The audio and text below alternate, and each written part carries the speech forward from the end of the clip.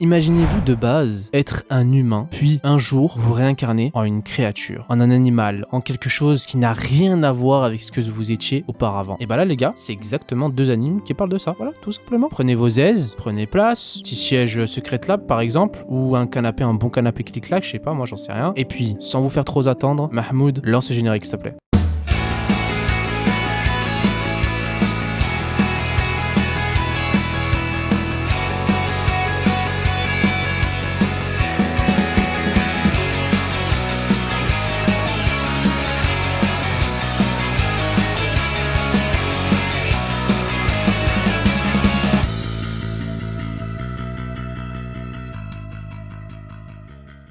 Le premier anime que je vais vous présenter, c'est Re-Monster, qui est un genre seinen, isekai, action, aventure, fantasy et drame, beaucoup de choses. L'anime est sorti le 1er avril 2024. Il y aura un total d'épisodes 12, ce qui est peu. Franchement, c'est peu. Je le regarde toutes les semaines cet anime, c'est peu. Ils auraient pu faire 24 quand même. D'ailleurs, il y a beaucoup moins d'animes qui ont 24 épisodes, hein, j'ai l'impression maintenant. C'est que des animes en 12. Hein. Avant, à l'époque, il y avait beaucoup plus d'animes qui faisaient 24 épisodes. Hein. L'anime est disponible sur Crunchyroll, les amis. Et apparemment, il y a une VF aussi, hein, donc les gars, si vous aimez les VF, Crunchyroll, ils vous le font aussi. Donc le studio d'animation c'est Den. Après s'être fait sauvagement assassiner, Kanata Tomokui découvre avec stupéfaction qu'il s'est réincarné dans la peau de Goboro. Pas Goboro de Je me réincarne en slime. T'as vu la ref? Le plus faible de tous les gobelins, bien que dérouté après cette mort malheureuse, notre homme en fait va s'adapter rapidement à sa nouvelle situation à l'aide de deux choses les gars. Les souvenirs intacts de sa vie passée et une capacité spéciale abusée lui permettant d'absorber les caractéristiques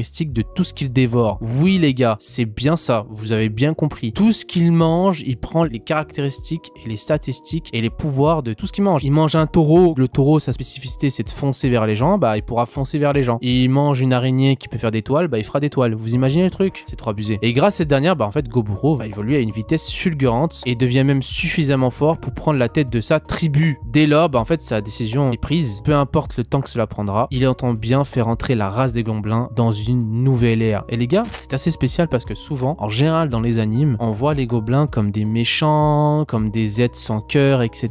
Et c'est ça que je trouve que cet anime est assez intéressant parce qu'on les voit sous un nouvel aspect. Et ça, c'est pas mal. Moi, je trouve ça pas mal. D'ailleurs, ça me fait penser à Goblin Slayer, hein. Je treffe encore. Prochain anime.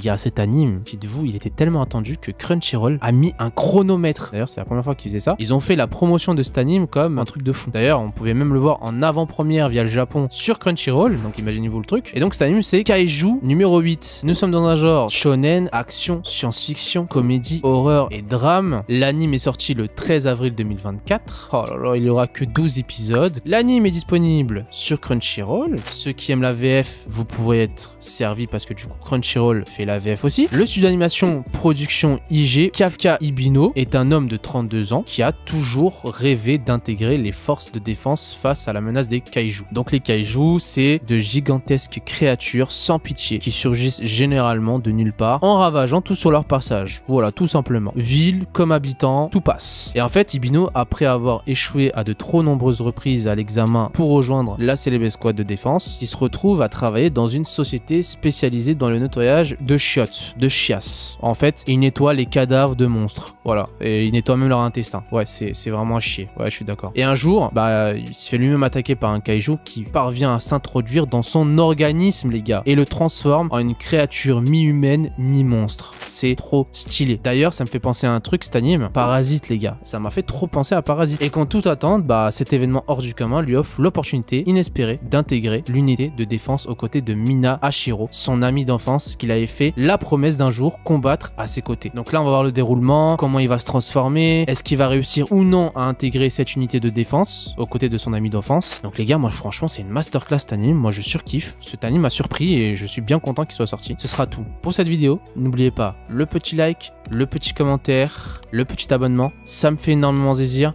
et on se retrouve à la semaine prochaine pour une nouvelle vidéo.